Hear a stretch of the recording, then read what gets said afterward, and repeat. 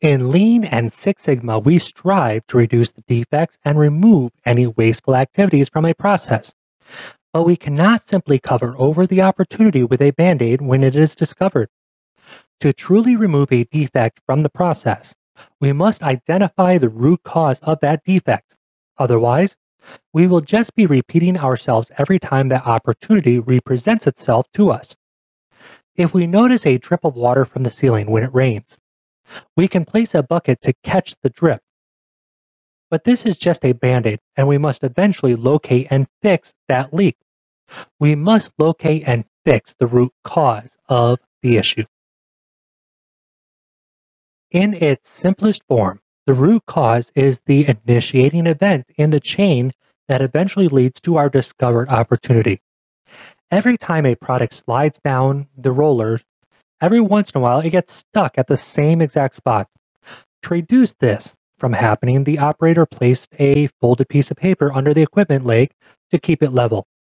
You discover that although it has an adjustable foot, it is somehow rusted and cannot be adjusted anymore.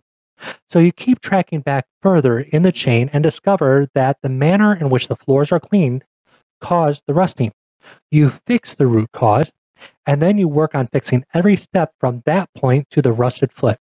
And then, of course, you fix the rusted part and adjust it properly. The Pareto Principle states that for many outcomes, roughly 80% of the consequences come from 20% of the causes.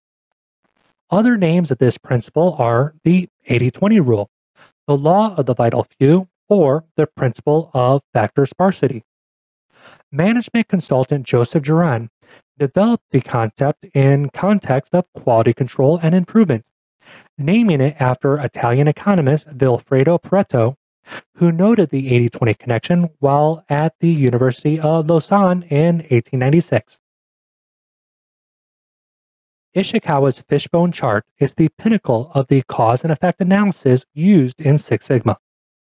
The defect is shown as the fish's head, facing to the right, with the cause extending to the left as fishbones.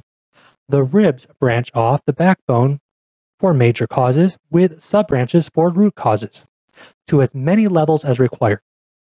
Ishikawa's diagrams were popularized in the 1960s by Kaoru Ishikawa himself, who pioneered quality management processes in the Kawasaki shipyards, and in the process became one of the founding fathers of modern quality management. Process mapping refers to activities involved in defining what a process or business does, who is responsible, to what standard a process should be completed, and how the success of a process can be determined. The main purpose behind process mapping is to assist organizations in becoming more effective. A clear and detailed process map or diagram allows outside firms to come in and look at whether or not improvements can be made to the current process. Quality control is crucial to the success of any business. It can either make or break an organization. Good quality products and services build trust and lead to repeat business. But bad quality costs an organization money and drives that business away. Every week, we upload new videos between 5 and 10 minutes in length, where we will focus on the concepts and strategic implementation of Lean and Six Sigma. As a Master Black Belt, I am passionate about quality, and if you are too, then click subscribe to be notified whenever we upload our next Lean Six Sigma video.